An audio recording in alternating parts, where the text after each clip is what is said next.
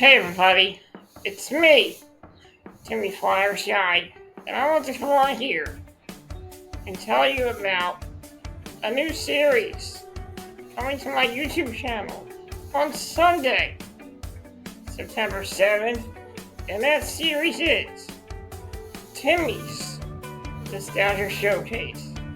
On Timmy's Nostalgia Showcase, I'll be focusing on a lot of things from the 80s, 90s, and 2000s. I'll also be talking about all kinds of things related to the 90s, the 80s, and the 2000s.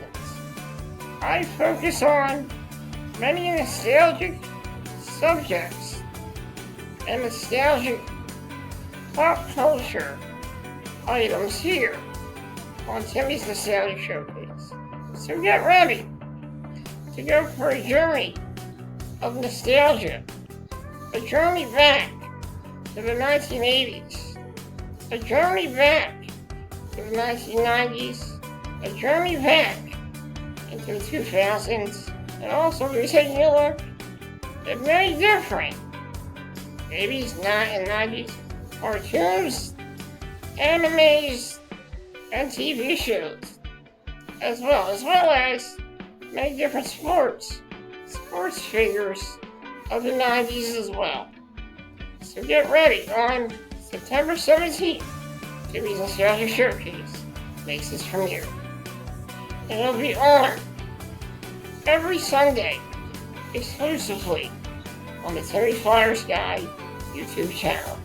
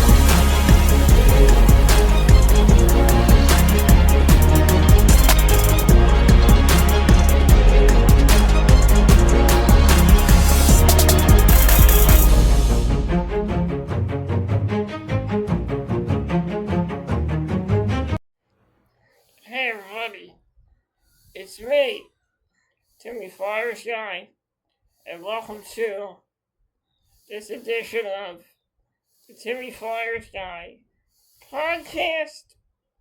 I'm your host, Timmy Flyersguy, and this episode, right now while I'm recording this, it is Saturday, May 17th.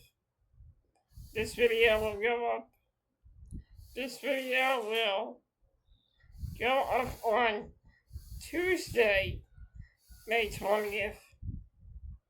And I want to come on here and I want to show you I want to talk about the recent off-season news. Right now, the Flyers already are making moves, hiring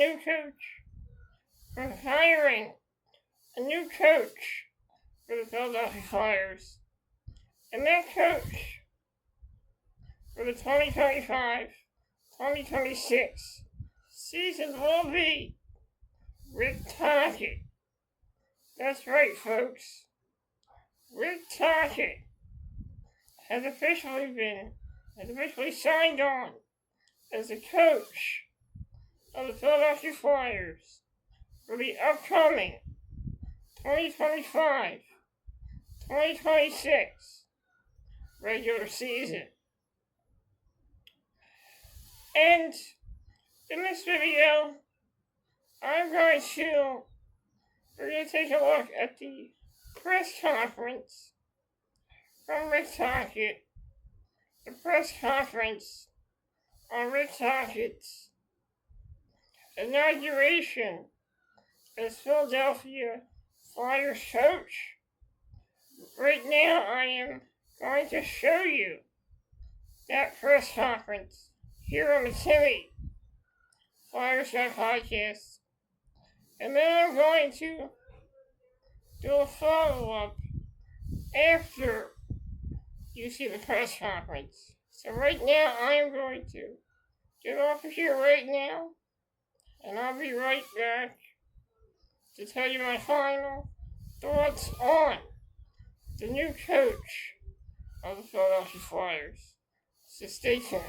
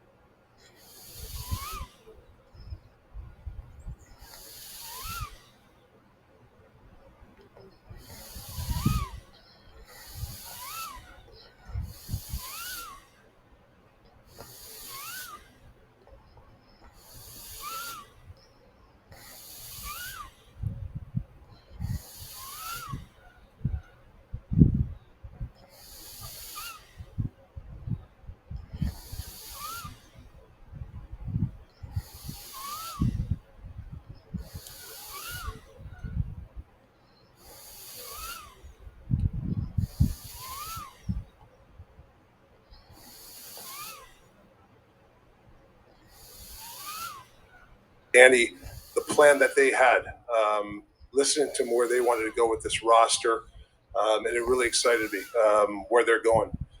We know it's not going to be easy. It doesn't happen overnight, but it's my job to develop these players. We got some really good hockey players on this hockey team, and I take it very seriously to make sure that they maximize their talent. I could go on for hours, but I'm so excited to be in this area, and I'm very appreciative of the ownership, the management, Dan and Jonesy, for giving me this opportunity and trusting me, with this team. So saying that, I'm happy to be back. Thank you.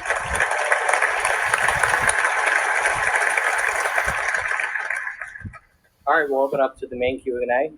Again, please raise your hand if you'd like the microphone and direct your question to one or both of the individuals up here. Eric over here, Al Morgani from NBC Sports. Where is he? Yeah, right. My suit buddy. Yeah. Obviously, there are a lot of options for coaches, like musical chairs. What attracted you beyond wanting to go back to the area for a roster like this and where this team is in a rebuild? What sold you on this as being a good place to be? Yeah, I think when you as a coach or anything in life, you want to check the boxes. Stability, box checked. Relationships, box checked. The passion of, and then obviously the area, the fan base, box checked. But I'm a big relationship guy. I know just from the past being here, working with good people, I think makes you successful. So for me, those are the attractive things for me. Obviously, the roster of the team, the potential, the prospect pool, the cap space that's coming here. There's a lot of positives for this job. It's an attractive job. It's it's one of the best. I think it's one of the best jobs in hockey, and I'm very fortunate to get it.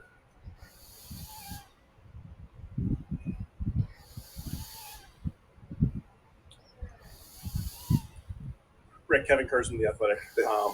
You mentioned stability was the first thing that you just mentioned in the boxes there. When you look at this organization, that was maybe an issue for a little while, up until a couple of years ago. What gives you the confidence that it is in a stable place right now, not just maybe from a hockey perspective, but also from a management perspective? Well, it's like I said, going through the plan. I mean, if you look at it, what do coaches want? There's a lot of draft picks. There's a lot of prospects, untapped talent. The stability, obviously, of ownership. Sorry, guys. I walked around that practice facility. I walked around here, like the inside, the bowels, right?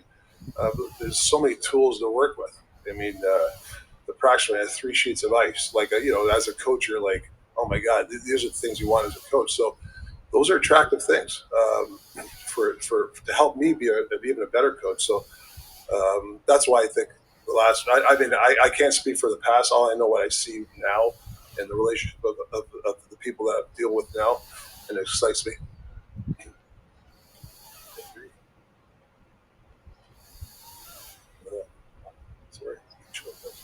Hey, Rick. Adam Kimmelman from NHL.com. You had Travis Sanheim and Travis Connect meet Four Nations. I know that's a small window. But are there any players that either you are familiar with or that you're most looking forward to working with here moving forward? There's a lot of guys. I'm not going to get into specifics. So I could give you. We could sit for half hour and tell you why I like these players. But there's a lot of talent in this team.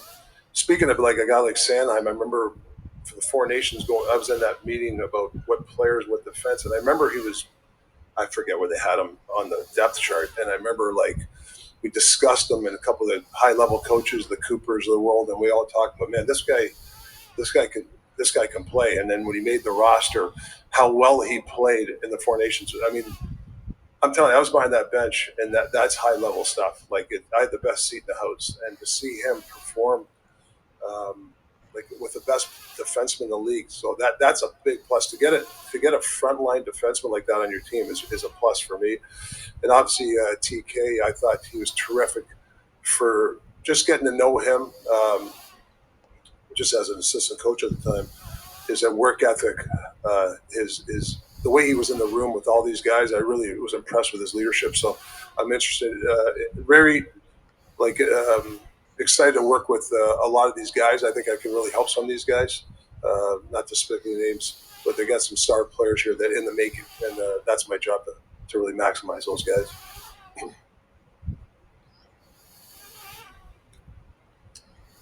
Rick, this is Charlie O'Connor with PHLY, but this question is actually for Danny. Danny, you mentioned about one of the big reasons why you think Rick is a good fit is his abilities as a teacher. You talked about him mentoring you as a player, but I guess what in Rick's track record as a head coach tells you that he'll do a good job teaching this young group? It's funny, most people would probably focus on the job that he did when he won the Jack Adams a couple years ago, and that was quite the turnaround in a short amount of time that he did there. It was a really impressive year. For me, when I look at the track record, one of the most impressive part that stood out, and that's from watching at the time, was his stint with the Coyotes. He had, and I'm not trying to take it on the players, but he had a pretty depleted lineup at the time, and a team that probably was, I remember at the time that the experts were saying that the Coyotes would be last in the NHL and get the first overall pick, and he made them competitive. They did make the playoffs the one year, and they were in the running, playing good games. So that body of work for me was probably the most impressive part of his coaching. And you can't forget what he did, part of the 2 Stanley Cup, being part of that staff in Pittsburgh, being part of the Four Nations staff last year, working with some of the best players in the world. So, his track record is pretty impressive.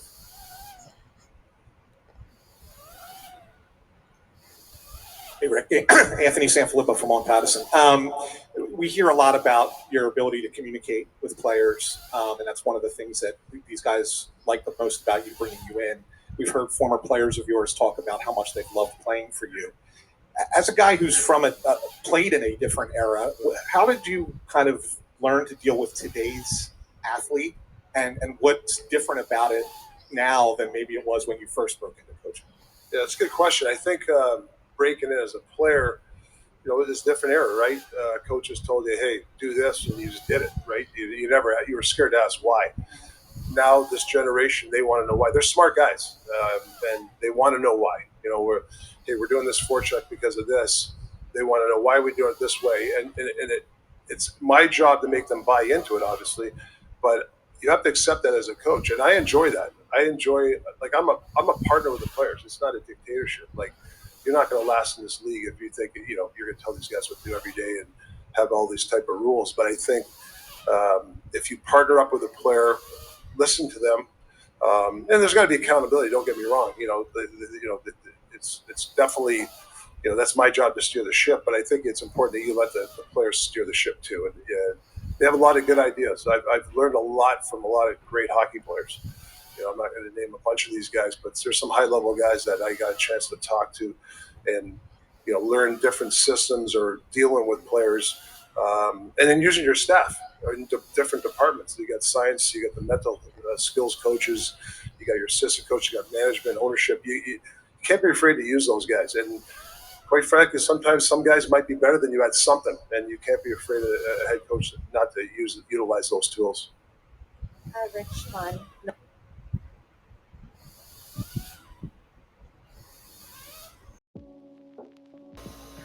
Hey everybody, Timmy Flyersguy here to remind you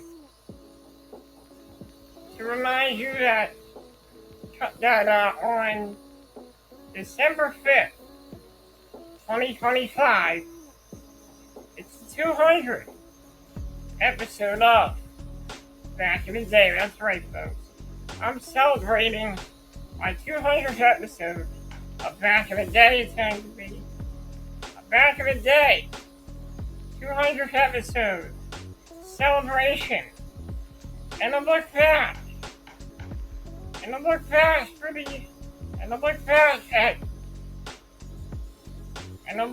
at 3 years of entertaining nostalgia here on Back in the Day. It'll be a 200th episode celebration, as it's the Back in the Day 200th episode. It'll be coming on December 5th, 2025, exclusively on my YouTube channel. So, we're going to take a look back at many years of Back in the Day here on the Timmy Flyersguy YouTube channel. I cannot believe that I am at 200 episodes of Back in the Day. So I'll see you all on December 5th, 2025. And that was the press conference where Rick Tocchet. Some great questions were fired at. Some great questions by a lot of Flyers reporters. The way Rick Tocchet articulated himself in that interview, very professional. He seems very excited to be here. I would have jumped the whole press conference interview, but I'm using ClickChamp to do all my videos, so it would have been too long if I would have got the whole press conference. But it seems like he's happy to be here. He's excited of some of the players who played here, and he has experience. But he's not seen what Travis Yankney and Travis Sanheim were able to do in the Four Nations tournament. Also, the way he answered those questions, he knows what he's talking about. He knows. Yeah, I think he's determined to come here and make this a better team. Like he said, it's not a dictatorship. He's here to teach these guys. He's here to help them win, help them be successful. It's a different era in Flyers history. We have a new coach, and I'm really excited about this. There's a lot of people who have their doubts. We're going to see that a lot. A lot of people, I don't know what's going to happen until it happens, So like I'm saying here is we don't know what's going to happen in 25, in the 2026 season. We can't predict what's going to happen. We may have ideas on what might happen, but it's how it is sometimes. When you're in a fan base, you're going to have doubters. You're going to have people that agree with it and people that disagree with it. It comes with the territory of being a hockey fan. It comes with the territory of coaching a hockey team. So, in my opinion, Rick Tocchet would be good for this team. He's going to talk about his time with the Arizona Coyotes and how he had a depleted roster of players, so it's a different experience for him coaching this Flyers team. I think he's excited about it. I think he's on board for it. I think he's happy to be the coach of this team. A lot of people don't like the fact that Florida players, you're going to have people say, well, Florida players are not good coaches. And in the past, we've had some players that weren't good hockey coaches. But I think Rick Tocchet has seen it before. I mean, he's coached teams before. So he has coaching experience. And that's a key. He's not only been in the trenches with this hockey team from the 80s and 99 and 2000. He's been with this hockey team. So he knows what it takes for this team to win hockey games. He knows what needs to be done for this team to be successful. And I'm not sure how long he'll stay here in Philadelphia. But just what the guys from the Flyers Alley podcast said, and I thought this is what they said. Keep Rick Tocchet to get the Flyers at least close enough.